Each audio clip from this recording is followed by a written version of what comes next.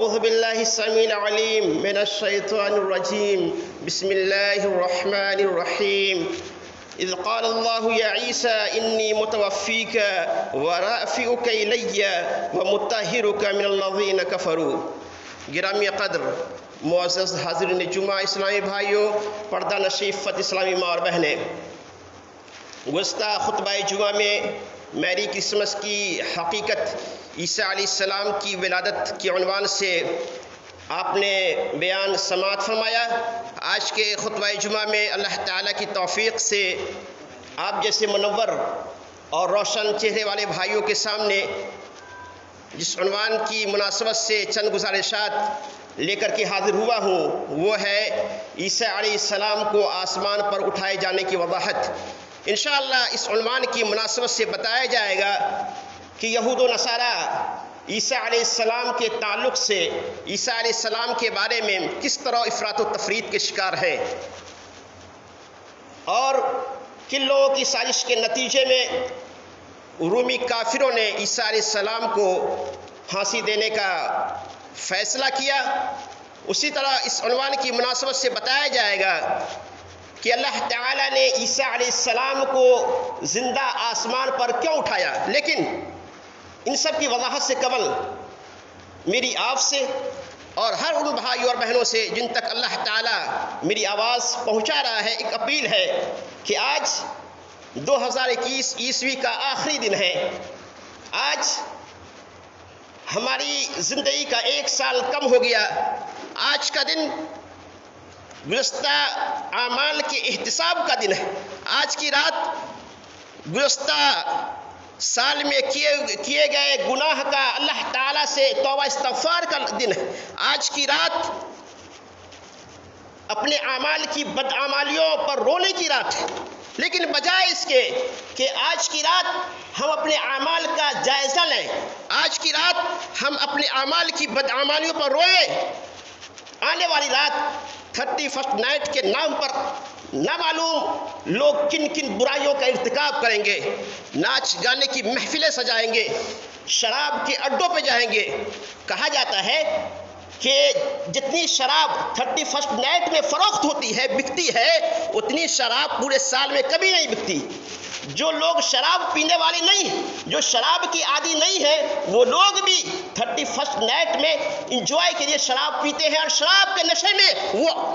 وہ کام کرتے ہیں جو کام وہ کبھی نہیں کیے، یعنی شراب کے نشے میں بدکاری بے حیائی اور فحاشی کا ارتکاب کرتے ہیں، عورتوں کی عزت سے کھلواڑ کرتے ہیں اور کھلے عام برائیوں کا ارتکاب کرتے ہیں۔ لہذا میری آپ سے یہ التجا ہے کہ 31 نائٹ میں آپ بالکل بے حیائی فحاشی کے قریب نہ جائیں، فحش کاموں کے قریب خود بھی نہ جائیں، اور اپنے دوست و احباب کو بھی فحش کاموں کی طرف جانے سے منع کریں، اور کسی کے بہکامے میں آ کر عام دنوں میں عموماً اور 31 نائٹ میں خصوصاً ایسا کام نہ کریں جو کام رب کی ناراضگی کا ذریعہ۔ کیوں؟ اس لیے کہ اللہ تعالیٰ نے آپ کی جان، آپ کی مال کو جنت کے بدلے خرید لیا ہے۔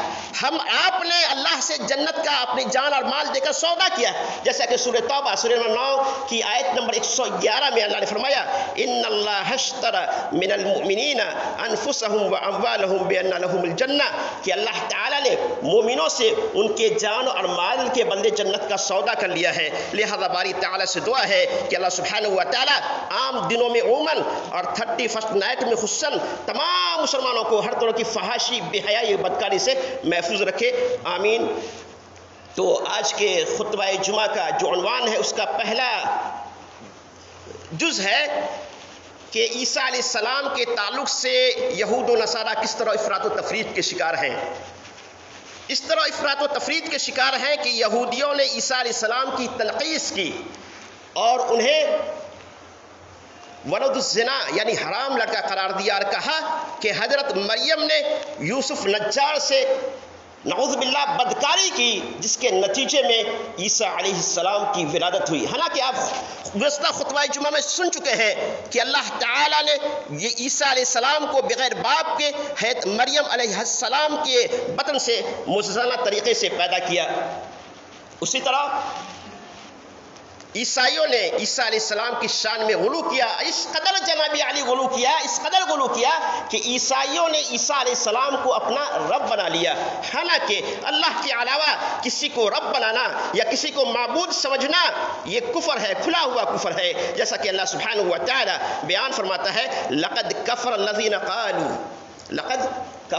قالوا ان اللہ هو المسیح ابن مریم، سورہ مائدہ سورہ نمبر 5 کی آیت نمبر 72 میں اللہ تعالیٰ فرماتا ہے تحقیق کہ وہ لوگ کافر ہو گئے جن کا قول ہے کہ مسیح ابن مریم، مسیح کہا جاتا ہے عیسیٰ علیہ السلام کو، کہ جن کا قول ہے کہ مسیح ابن مریم ہی اللہ ہے۔ وقال المسیح یا بنی اسرائیل اعبدوا اللہ ربی وربکم، حالانکہ خود مسیح علیہ السلام نے ان سے کہا تھا کہ یا بنی اسرائیل، اے اسرائیل سنو، اعبدوا اللہ ربی وربکم، اس اللہ کی عبادت کرو جو میرا تمہارا سب کا رب ہے۔ لیکن اس کے باوجود عیسائیوں نے نہ صرف عیسیٰ علیہ السلام کو بلکہ ان کی والدہ محترمہ حضرت مریم علیہ السلام کو بھی اپنا معبود بنا لیا۔ اس طرح سے عیسائی 3 خداؤں کے قائل ہیں اور کہتے ہیں اللہ 3 میں کا تیسرا ہے، جیسا کہ اس کے بعد والی آیت میں اللہ نے فرمایا لقد کفر الذین قالوا ان اللہ لقد کفر الذین قالوا، تحقیق کہ وہ لوگ بھی کافر ہو گئے جو کہتے ہیں کہ اللہ 3 میں کا تیسرا ہے۔ اسی طرح عیسائیوں کا یہ عقیدہ ہے کہ عیسیٰ علیہ السلام یہ اللہ کے بیٹے ہیں، یہ ہمارے معبود ہیں، اور انہوں نے سولی پر جان دے کر، پھانسی پر جان دے کر تمام انسانوں کے گناہوں کا کفارہ ادا کر دیا ہے۔ حالانکہ حدیث میں ہے کہ عیسیٰ علیہ السلام جب قرب قیامت کے وقت آسمان سے نزول فرمائیں گے تو اعلان کریں گے کہ نہ میں اللہ کا بیٹا ہوں، نہ میں نے صلیب پر جان دی، نہ میں کسی کے گناہ کا کفارہ بنا، اور نہ میں نے سور کو حلال کیا۔ تو یہ دوسرا جز ہے کہ کن لوگوں کے سازش کے نتیجے میں رومی کافروں نے عیسیٰ علیہ السلام کو پھانسی دینے کا فیصلہ کیا۔ تو یہودیوں کی سازش کے نتیجے میں عیسیٰ علیہ السلام کو رومی کافروں نے پھانسی دینے کا فیصلہ کیا۔ یہودی یہ ہر دور میں، نبی صلی اللہ علیہ وسلم کے دور میں ہی نہیں بلکہ نبی صلی اللہ علیہ وسلم سے پہلے ہر دور میں، نبی صلی اللہ علیہ وسلم کے وقت بھی، اس سے پہلے بھی، اس کے بعد بھی، ہر دور میں یہودی نبیوں کا، اسلام کے ماننے والوں کا دشمن رہا ہے۔ اور یہ ہماری بدقسمتی ہے مسلمانوں کہ ہم اپنے یہودیوں ہم اپنے دشمن یہودی کے حرکات سکنات، اس کے نقل و حرکت، اس کے پوشاک، اس کے لباس، اس کے رہن سہن، اس کے اخلاق و اطوار کو اپنانے میں ہم فخر محسوس کرتے ہیں۔ اللہ اکبر، یہاں تک کہ ہمارے نوجوان برادران بھی یہودی کٹ بال رکھنے میں فیشن سمجھتے ہیں، اور عورتیں بھی شوق سے اپنے بچے کو یہودی کٹ بال کٹواتے ہیں۔ لہذا یہ بہت شرم کی بات ہے کہ جو ہمارے دشمن ہیں، جو ہمارے اسلام کے دشمن ہیں، جو ہمارے نبیوں کے دشمن ہیں، جنہوں نے ہر دور میں اسلام کو نقصان پہنچایا، اس کے اخلاق و اطوار اور پوشاک کو ہم اختیار کرنے میں فخر محسوس کرتے ہیں۔ لہذا ہمیں چاہیے کہ ہم ہوش کی ناخن لیں اور غیر قوموں کی مشابہت اختیار نہ کریں، اور جس سے ہم نفرت کرتے ہیں ان کے پوشاک سے، ان کے رہن سہن سے، ان کے اخلاق و اطوار سے بھی ہم نفرت کریں۔ تو یہودیوں کی سازش کے نتیجے میں عیسیٰ علیہ السلام کو رومی کافروں نے پھانسی کی سزا سنائی اور پھانسی دینے کا فیصلہ کیا۔ عیسیٰ علیہ السلام کے زمانے میں شام کا علاقہ رومیوں کے زیر نگی تھا، اور یہاں ان کے طرف سے جو بادشاہ مقرر تھا وہ کافر تھا۔ یہودی اس تگ و دو میں تھے کہ کون سا ایسا حربہ اختیار کیا جائے، کون سا ایسا چال چلا جائے جس کے وجہ سے عیسیٰ علیہ السلام کو پھانسی دے دی جائے۔ لہذا یہودیوں نے شام کے علاقے کا جو حکمراں تھا، جن کے ہاتھ میں حکومت کی باغ و ڈور تھی، ان سے عیسیٰ علیہ السلام کے خلاف اس حکمراں کے کان بڑھ دیے کہ نعوذ باللہ یہ بغیر باپ کے فسادی ہیں، لڑاکو ہیں، یہ ملک میں فساد پیدا کرتے ہیں، لہذا اسے پھانسی دی جائے۔ تو حکمران نے یہودیوں کے مطالبے پر عیسیٰ علیہ السلام کو پھانسی دینے کا فیصلہ کر لیا۔ جب عیسیٰ علیہ السلام کو یہودیوں کی سازش کی خبر ملی، پتہ چلا، تو عیسیٰ علیہ السلام نے اپنے حواریوں سے کہا، جس کو اللہ سبحانہ و تعالیٰ نے سورہ آل عمران سورہ نمبر 3 کی آیت نمبر 52 میں نقل کیا ہے، من انصاری الی اللہ، عیسیٰ علیہ السلام نے حواریوں سے کہا، من انصاری الی اللہ، اللہ کی راہ میں ہماری مدد کرنے والا کون کون ہے؟ قال الحواریون نحن انصار اللہ، حواری جو آپ کے اشارے پر مر مٹنے کے لیے تیار تھے، جو آپ کے خاطر اپنی جان قربان کرنے کے لیے تیار تھے، حواریوں نے کہا، قال الحواریون نحن انصار اللہ، قال الحواریون نحن انصار اللہ، حواریوں نے کہا، اے اللہ کے نبی عیسیٰ علیہ السلام، ہم آپ کے لیے اپنی جان قربان کرنے کے لیے تیار ہیں۔ تو جب عیسیٰ علیہ السلام نے حواریوں کی جوش اور جذبہ کو دیکھا تو حواریوں کو جمع کیا، جن کی تعداد 16 یا 17 بتائی جاتی ہے، اور حواریوں کو جمع کرنے کے بعد کہا کہ تم میں سے کوئی شخص ہے جو میری جگہ قتل ہونے کے لیے تیار ہو، تاکہ اللہ تعالیٰ اس کی شکل و صورت کو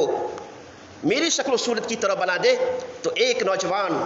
کھڑا ہوا اور کہا، اے اللہ کے نبی عیسیٰ علیہ السلام، ہم آپ کے خاطر اپنی جان قربان کرنے کے لیے تیار ہیں۔ تو اللہ کی جانب سے اس نوجوان کی شکل و صورت کو عیسیٰ علیہ السلام کی شکل و صورت کی طرح بنا دیا گیا۔ پھر بعد میں یہودی آئے اور اس نوجوان کو لے جا کر سولی پہ لٹکا دیا، جسے عیسیٰ علیہ السلام کا ہم شکل بنایا گیا تھا، اور یہودیوں نے یہ سمجھا کہ ہم نے عیسیٰ علیہ السلام کو پھانسی دے دی، حالانکہ عیسیٰ علیہ السلام کو اللہ تعالیٰ نے آسمان پر زندہ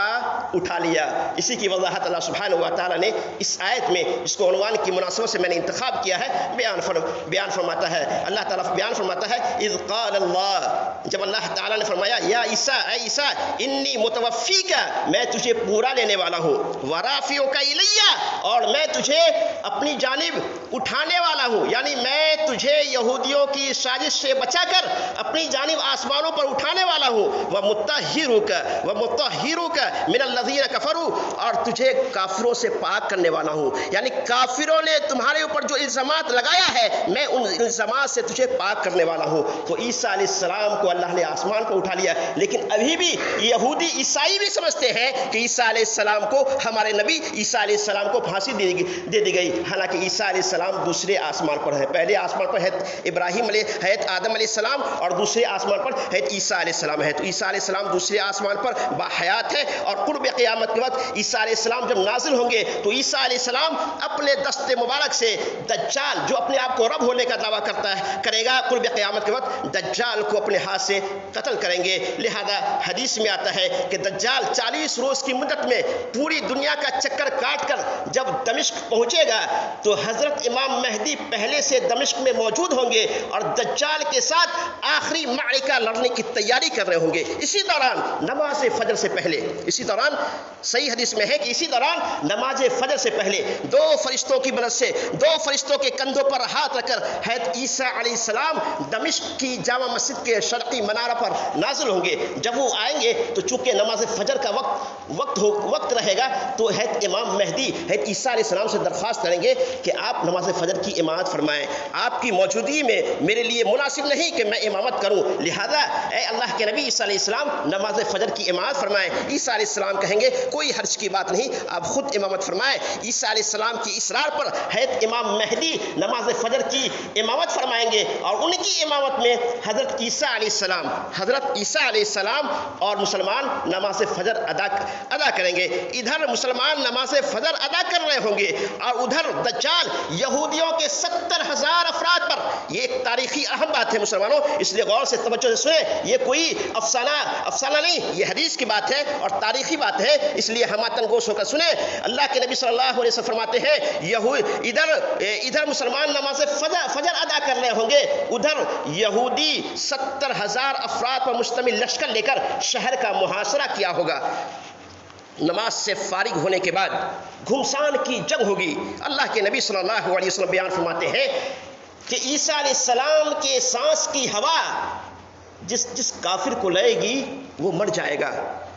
ان کی سانس کا اثر وہاں تک پہنچے گا جہاں تک ان کی نگاہ پہنچے گی۔ دجال جو اپنے آپ کو رب ہونے کا دعویٰ کرتا تھا، جو یہ دعویٰ کرتا تھا کہ میرے ہاتھ میں جنت بھی ہے جہنم بھی، عیسیٰ علیہ السلام کی بہادری کو دیکھے گا تو وہ بھاگنے کی کوشش کرے گا۔ عیسیٰ علیہ السلام تعاقب کریں گے اور لد کے مقام پر، جہاں ابھی اسرائیل کا ایئرپورٹ ہے،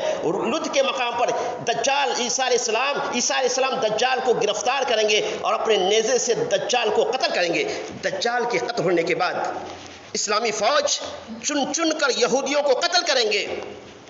حتیٰ کہ رات کی تاریکی میں کوئی یہودی